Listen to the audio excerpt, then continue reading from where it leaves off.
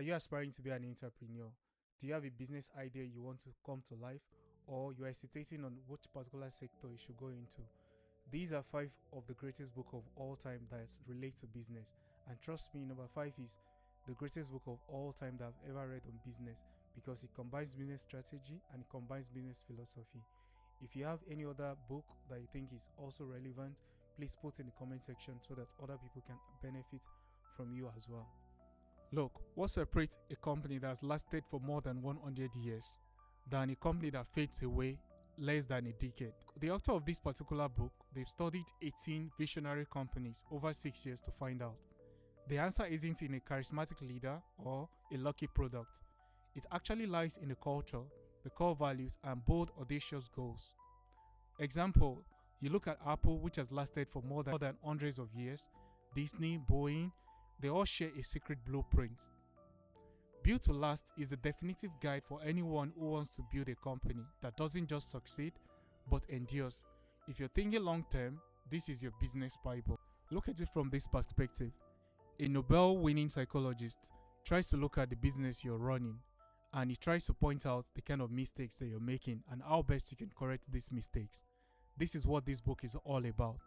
This book was written decades ago to study why smart people make terrible choices. In businesses, you know that bad decisions cost fortunes. This book is trying to explain the mental shortcuts that sabotage your pricing, your hiring, risk assessment, and strategy. Whether you're a CEO, investor, or product manager, understanding System 1 and System 2 thinking is not optional. It is the operating system your brain runs on. You have to know your biases, or you have to be ruled by them. Look, most books you actually find on business will actually tell you need to compete with your competitors that are in the same or similar brand of business you're offering. One thing I got from this particular book is that competition is actually a trap. As a co-founder of PayPal and the first outside investor in Facebook, Peter Thiel was one of the contrarian to this particular maxim. 0 to 1 is a rallying cry for founders like you who want to build something that didn't exist before.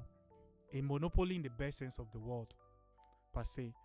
If you're an entrepreneur, a startup founder, or anyone trying to build something that actually matters, this book will rewire how you think about markets, how you think about innovation and the future. How to win friends and influence people. See, this book basically talked about that if you want to build a product, you want to lead a team, or you want to close a deal, you need to master one thing, and that is people. See, Carnegie's masterpiece, which was written nearly a century years ago, still outsell every NBA textbooks. This is not about manipulation. This book is about genuinely connecting with humans. It means connecting your client, your boss, and your investors. See, every negotiation, every hire, every pitch you will ever make, it lives or dies on how well you understand this book. Read it once and you wish you had found it 10 years ago. This is my favorite business book of all time. And you have to read this book to actually find out. If you miss out on any other book, don't miss out on this. Here is the terrifying truth. Do you know that doing business the right way can still destroy your company? Look at examples like Kodak, Blockbuster, Nokia. They were not run by fools. Do you know what actually made them to go under?